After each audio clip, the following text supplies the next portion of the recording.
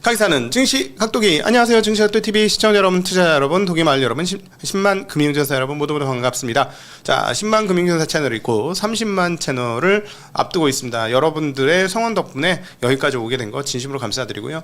계속해서 우리가 최선을 다해서 좋은 가이드의 역할을 할 수 있도록 노력을 하겠습니다. 그러나 저희는 완전체가 아니고, 그리고 저희 말을 100% 믿을 수도 없다. 그러니까 저희 말을 참고로 해서 각자 나름대로의 그 능력을 키워가시는 그게 최선이다라는 말씀을 다시 한번 드리고, 최근에 사칭 채널이 무지하게 많아지고 있습니다. 이거 그래서 어제도 약 서너 분께서 연락 주셨어요. 신고했다고. 너무나 감사하고요.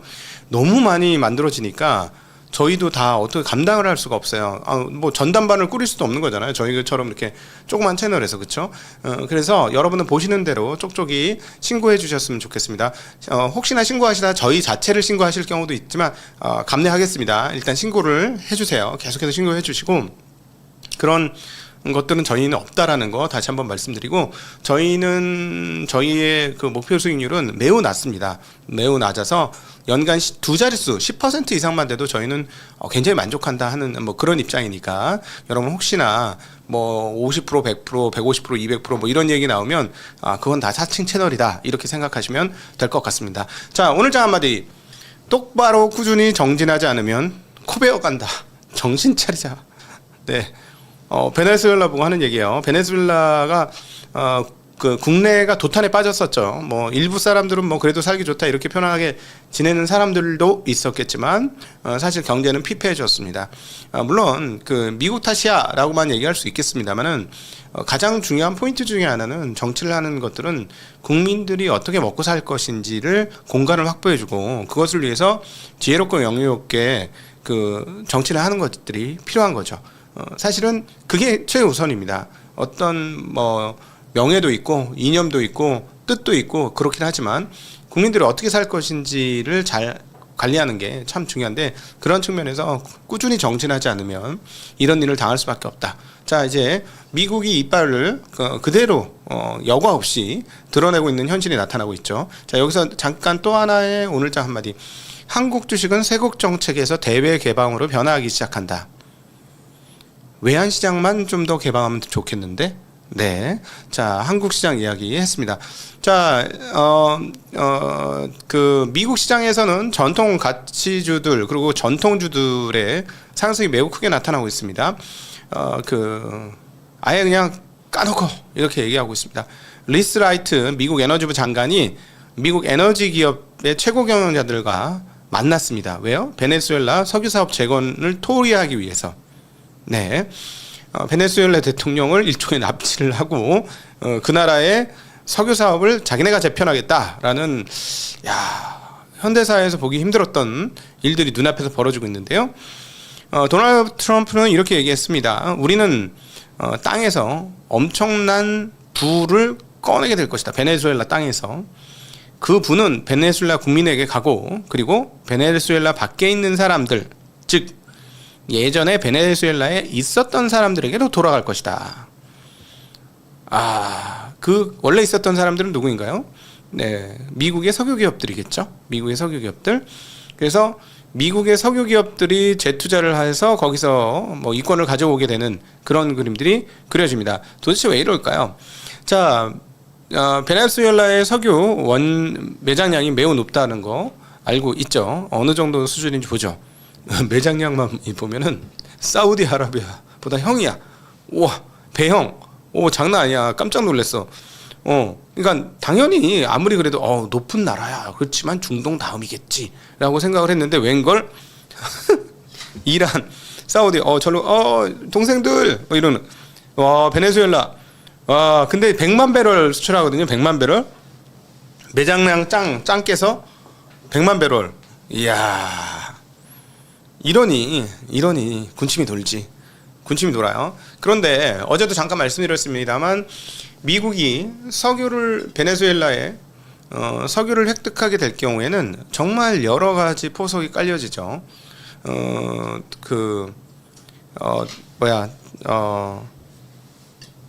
일단 인플레이션을 잡을 수 있죠. 원자재 가격이 떨어지니까 원료 가격이 떨어지는 거기 때문에 그렇게 잡을 수 있습니다. 그러니까 원료 가격이 떨어지면은 지금 한계를 겪고 있는 미국의 제조업 부흥에 상당히 큰 역할을 하게 되죠. 보통 제조업이 강한 나라들이 전기세가 비싼 경우가 별로 없어요. 대표적인 나라가 중국이고요. 한국도 예전에 산업용 전기요금이 매우 쌌습니다. 근데 최근에 많이 올랐죠. 그래서 지금 전기요금을 올려야 된다고 하는데 옛날에는 왜 산업용 전기만 깎아주고 왜 가정용만 누진세 받아갖고 이렇게 미친 듯이 많이 받냐 막 이렇게 했는데 최근에 산업용 전기가 많이 올라와갖고 이제 더 이상 그렇게 얘기하기는 어려울 것 같아요. 그러니까 예전처럼 어떤 그 산업 세력과 일반 국민들과의 어떤 적대 관계가 아니라 같이 어떻게 하면 같이 성장할 수 있는가를 고민을 한번 해봐야 될 텐데, 왜냐하면 중국이란 그 존재를 딱 보니까 얘네들 지금 AI 기업들한테는 전기 거의 공짜로 주겠다는 거 아니에요. 이런 상황에서 전기 요금을 무작정 올릴 수 있다? 그건 아닌 것 같아요. 그러니까 이제 산업용 요금은 이제는 더 이상 올리기는 되게 힘들 것 같고. 자, 근데 신재생은 또 해야 되겠죠. 장기적으로 가격을 떨어뜨리기 위해서는 그를 위한 투자를 해야 될 거고. 근데 전기 요금이 어떻게 될지 모르겠습니다. 전기 요금이 올라가면 어떤 회사가 좋아지긴 하는데 그 회사가 전기 요금을 안 올려서 한때 굉장히 안 좋았었는데 어떻게 될지 모르겠네. 네, 어쨌든 자, 그리고 요것만 있는 게 아니고 철강석도 꽤 많다고 해요. 그 베네수엘라에 철강석이 꽤 많습니다. 근데 일단은 현재까지는 석유 중심이에요. 석유 인프라 복구 얘기가 계속해서 나오고 있기 때문에 그 원자재도 꽤 많습니다. 이렇게 보시면은 뭐 색깔에 따라서 써 있는데요. 특별히 철광석이 꽤 많다고 합니다. 철광석 매장량이. 나는 그래서 사실은 저것도 생각했어. 얘는 히토류 있는 거 아니야? 히토류? 응? 히토류 있으면 얼마나 좋아. 지금 중국한테 히토류 때문에 지금 뺨 맞고 있는데 미국이 얼마나 수모를 겪고 있어요. 그렇죠? 지금 중국하고 맞짱 못 뜨잖아. 핵심 중에 하나는 히토류고 중국은 제대로 그걸 무기화했고 얼마나 자신이 있었으면은 이제 위안화도 강세로 돌리기 시작했습니까? 중국의 어떤 경제 지표들이 정부 정책 없이 정부의 인위적인 개입 없이 만들어지는 게 있던가요? 어디? 없죠. 그동안에 우리가 중국 공부를 계속해 보니까 중국 정부의 정책이 중국에서는 그 어떤 것보다 중요하다는 거 지난 4년을 통해서 우리가 배워왔던 내용입니다. 자, 그러니까 중국의 위안화 강세도 결국은 중국 정부가 지금 유도하고 있는 내용이다. 저렇게 할 수 있는 거는 뭔가 자신감을 얻은 거다라고 볼 수 있겠죠. 자, 수출도 자리를 잡았고 이제 수출 외에 내수 경기를 이제 본격적으로 부양하지 않으면 좀 어렵겠다라고 생각한 거고, 내수 경기 부양을 위해서 꺼내든 칼은 환 강세 쪽으로 넘어들어가는 것이다라고 예상해 볼 수 있죠. 자, 어쨌든 뭐 이렇게 베네수엘라 관련된 이슈로 인해서 어제 미국 정유 관련주들이 대폭적으로 상승했습니다. 쉐브론 5% 올랐고요. 엑슨모빌 2.2, 코노코필립스 2.5% 상승하는 흐름을 보여줬고, 석유 장비 및 서비스 업종은 무려 6.26%나 급등을 했습니다. 그러니까 정유업체도 좋았습니다만 정유 사업을 하는데 서비스를 제공하는 업체들은 완전 폭등을 했다. 10년간 약 1,000억 달러가 돈이 들어가지 않겠는가 하는 그런 얘기를 하고 있고요. 또 하나, 오늘 미국 보시면 맵을 보시면 되게 웃긴데 은행들이 많이 올랐어요. 은행들이 엄청 많이 올랐는데 왜 이렇게 많이 올랐나 했더니 얘네가 베네수엘라가 2017년 이후로 600억 달러 외채 채무불이행 상황이래요. 그렇구나. 이거를 갚는 게 아니고 갚게 만들겠구나. 그러면은 은행들 이러겠네. 그간에 못 받은 이자 연체 이율까지 쳐서 주세요. 이럴 거 아니야. 그럴 것 같아. 그죠? 미국 지금 하는 태도로 죽든가 연체 이자 내든가 뭐 이렇게 되는 거 아니야? 그러면 좋아요. 지금 은행주들이 그래서 상당히 좋은 흐름들, 게다가 이제 투자은행들까지도 상당히 좋습니다. 왜냐하면 아까 1,000억 달러 소요될 거라고 하는데 거기서 뽑아 먹게 될 마진 이런 거 바로 생각나죠. 자, 그리고 그 대표주들은 좀 떨어졌고요. 어제까지 연속으로 떨어졌던 테슬라는 오늘 강한 반등을 해주었습니다. 그리고 아마존도 강한 반등을 해줬고요. 자, 오늘 반도체 주들 일부는 그 조정을 받았는데 보시면 특징적인 게 하나 있어요. 반도체 주식들 중에. 저 보면 반도체 브로드컴, AMD, 마이크론 테크놀로지도 빠졌는데, 자, 오늘 마이크론 테크놀로지 빠진 자리에서 한국 삼성전자 하이닉스 어떻게 되는지 봅시다. 오른쪽으로 가면 램 리서치 있죠. LR 어쩌고 저쩌고. 그 밑에 AM 그 어플라이드 머티리얼스 뭐 이런 거 있죠. 얘들은 오늘도 굉장히 큰 폭으로 올랐어요. 막 5% 이렇게 올랐거든요. 얘네들이 오른 거는 즉각적인 설비 증설입니다. 설비 증설. 즉 파운드리, 메모리 파운드리, 시스템 반도체 파운드리, 이 파운드리의 공장 증설이 있으면 얘네 거는 무조건 장비를 갖고 갈 수밖에 없거든요. 어제 우리 한미 반도체가 올랐듯이 지금 주식시장은 설비 증설을 예견하고 있다라고 보셔도 크게 틀린 건 아닌 것 같습니다. 어제 이런 상황이고요. 자, 그 다음에 이제 저희가 정신 똑바로 차려야 됐다라고 생각했던 거는 베네수엘라가 끝이 아닌 것 같습니다. 자, 덴마크 총리님께서 트럼프 대통령이 그린란드를 점령하려는 의지가 진지하다. 아니, 저 같은 편 아니었어? 덴마크 정도면? 응? 같은 편 아니야? 아, 같은 편이고 뭐 하기야 뭐 한국하고 일본한테 돈 뜯어갔는데, 그지? 뭐 얘네가 그 뭐가 있어? 일단 나부터 살아야 되겠다 이거지 지금 미국이. 야, 우리도 삥을 많이 뜯겼으니까 지금. 근데 우리는 삥을 뜯긴 거긴 하지만 이제 시간이 있으니까 시간을 가지고 영리하게 대처를 해야 되겠죠. 미국의 장사를 하면 됩니다. 영리하게 그렇게 했으면 좋겠습니다. 자, 이로써 지금 지수 상황의 흐름을 보셔도 알겠습니다만 다우존스가 연속적인 상승을 하고 있는데요. 다우존스 지수가 지금 9번째로 8개월 연속 상승하고 있다라는 소식 한국투자증권에서 전하고 있습니다. 차트 한번 보도록 하겠습니다. 지금 이게 뾰족뾰족한 밑에 뾰족뾰족한 게 연속 상승 강도인데요. 지금 보시면 이번 강도는 매우 높죠. 역사적으로 9번째 대기록입니다. 여기 그렇다고 꺾이는 건 아니고 뭐 계속 갈 수도 있는 거고요. 몇 개월 더 갈 수도 있긴 하지만 뭐 조정을 받을 수도 있습니다. 조정을 받을 수도 있으나 이 연속 상승세 이후 추세가 꼭 꺾이는 건 아니에요. 저 왼쪽에 보시면 삐죽삐죽 한 다음 자리를 보면 지수가 빠진 적도 있지만 오른 적이 더 많아요. 지수가 오른 적이. 그래서 단기적으로는 빠질 수도 있는데 뭐 이게 뭐 빠지는 것을 이야기하는 건 아니다라는 얘기 보시면 좋을 것 같습니다. 자, 오늘 금리부터 시작하도록 하죠. 오랜만에 금리가 상당히 강세를 보여주었습니다. 금리가 4.2 근처에서 이제 4.16으로 상당히 큰 폭으로 오랜만에 내렸습니다. 아주 큰 폭은 아니지만 3bp니까 웬만큼 내렸습니다. 금리가. 특별히 장기물 금리의 하락폭이 단기물보다 훨씬 더 크게 나왔죠. 단기물은 3.47, 2년물은 3.47에서 3.45니까요.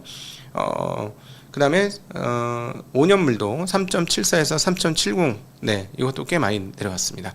장기물 쪽에서 5년 이상의 장기물 쪽에서 조금 더 금리가 떨어지는 모습 보여주었는데요. 자, 왜 이렇게 금리가 떨어졌을까요? 오늘 지표 발표가 하나 있었습니다. ISM 제조업 지표가 발표되는데요. IMF 제조업 구매자 지수가 기존에 48.2에서 47.9로 떨어졌습니다. 50이 기준점입니다. 위축 상태이고요. 그 다음에 그 밑단의 하단들 내용을 한번 보죠. 오히려 신규 주문 지수는 뭐 떨어지지 않았어요. 47.4에서 47.7. 그 다음에 고용 지수가 44.0에서 44.9로 이것도 떨어지지 않았습니다만은 다른 항목들이 떨어지면서 제조업 구매관리 지수가 떨어졌고, 이렇게 되니까 금리 이게 이제 어떻죠? 혹시나 최근에 오신 초보자분들을 위해서 설명을 드리면, 지금 미국 상황들은 경기가 뜨거워지면 인플레이션이 더 올라갈 수도 있다라는 생각 때문에 금리 인하 예상치가 희박해집니다. 그런데 지금처럼 경기가 나쁘다고 생각되면 지금 우리는 금리 인하 경로에 있고 결국 이렇게 경기가 나쁘면 금리를 인하하겠구나라고 생각을 하면서 실질적으로 시중 금리가 떨어지는 그런 경향성을 보여주고 있고요. 자, 위험자산인 경우는 금리가 높은 것보다는 금리가 낮은 것이 위험자산한테는 더 좋다. 주식시장한테는. 자, 왜냐하면 금리라는 것은 채권에 대한 반영이니까, 채권은 안전자산이기 때문에 안전자산의 수익률이 높으면 위험자산이 설 자리가 없다. 이렇게 어제도 정리를 해드렸습니다만 다시 혹시나 초보자분들을 위해서 다시 한번 정리해드리도록 하겠습니다. 어려운가요? 채권 얘기만 하면 머리가 정지되는 경향성이 있으니까, 그래도 이제 좀 처음이니까 참고 들으시다 보면 나중 되면 맞아 이렇게 되실 거예요. 자, 야, 오늘 그 외환동향 보도록 하겠습니다. 자, 외환동향. 오늘은 엔화가 강세가 되었습니다. 원화 강세는 나타나지 못했고요. 엔화가 강세가 나타났고, 위안화가 어제 파죽지세로 6.98까지 97까지 깨면서 강세를 보여줬는데, 오늘 하루는 살짝쿵 오르는 흐름들을 보여주었습니다. 지금 우리 한국은 계속해서 일본 엔화의 영향을 가장 많이 받고 있다라고 표현하는 게 틀리지 않을 것 같고요. 그 다음으로는 이제 위안화에 영향을 받고 있다라고 말씀드릴 수 있겠는데요.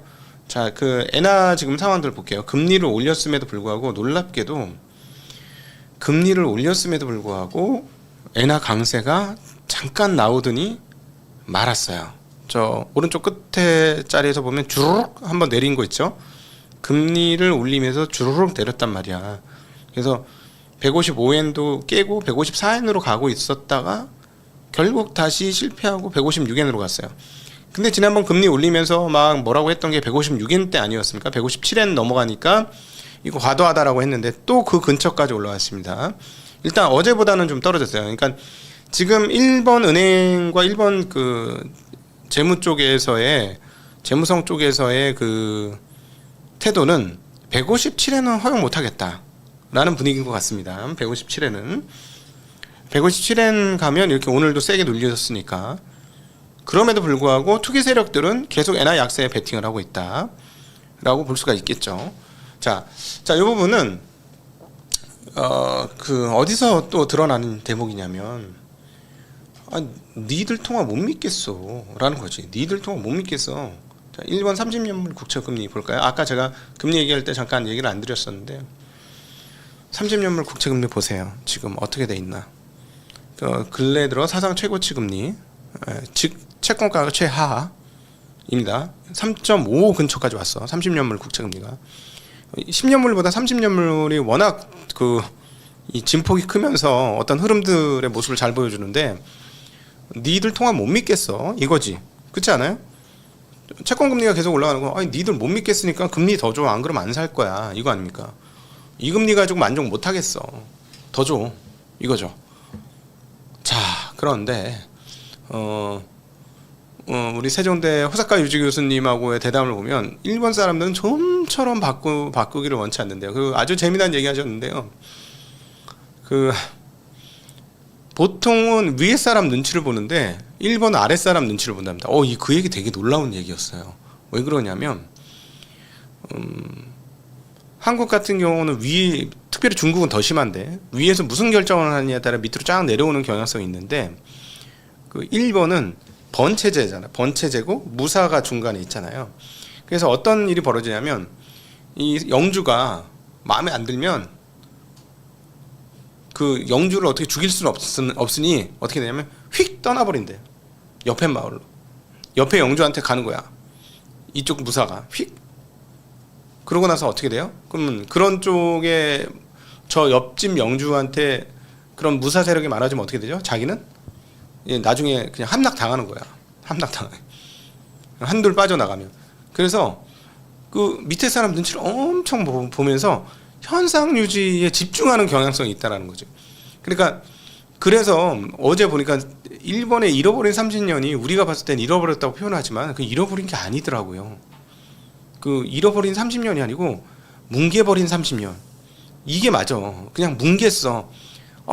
그러니까 그냥 이러고 그냥 다 같이 좀 배고프면서 살자. 이거야. 누구를 어떻게 할 수도 없어. 할 수도 없으니까 그냥 우리 다 같이 힘들자. 우리 다 힘든 거야. 그래. 영주인 나도 너무 힘들어. 이러면서 사는 게 잃어버린 30년이야. 진짜 재밌어요. 그 얘기. 한번 몇 주 있다가 한 1, 2주 있다가 나오게 될 것 같은데 보시면 좋아할 것 같습니다. 재밌으실 것 같습니다. 그러니까 일본은 지금 저 금리를 올려야 되는데 금리를 올렸다가 크게 잘못될까 봐. 왜냐하면 갑자기 돈 빌려 쓴 기업들은 엄청 많을 거 아니야. 그리고 소위 말하는 우리 한계 기업들 이런 것들이 너무 많잖아요. 그러니까 그걸 뭐라 그러지? 강시기업 말고 뭐라 그러지? 그걸 갑자기 유령 기업도 아니고 강시기업도 아니고 이상한 거 있잖아. 강시 같은 거. 갑자기 그 단어가 생각 안 나네. 네, 좀비 기업. 그렇지. 좀비 기업 죄송합니다.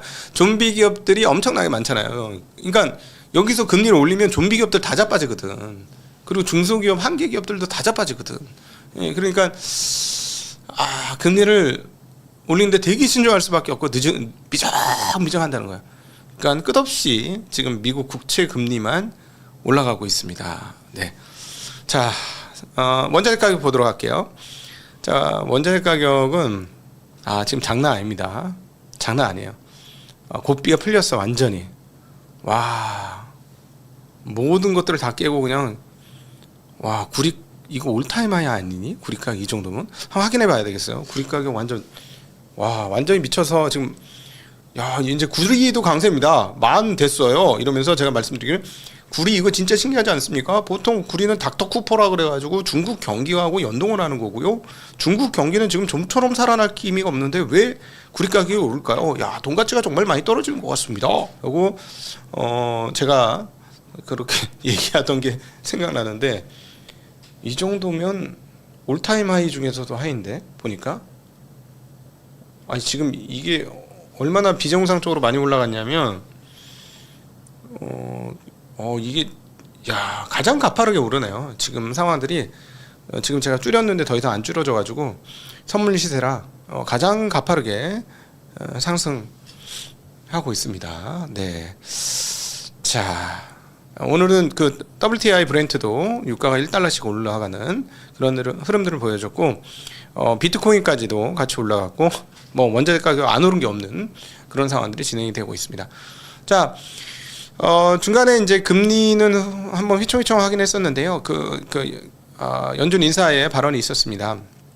닐 카스카리 미네아 연은 총재 발언이 있었는데요. 현 시점에서 중요한 것은 통화 정책이 얼마나 긴축적인지 파악하는 것이다. 개인적으로 통화 정책은 중립 수준에 근접했다고 판단한다. Close to neutral.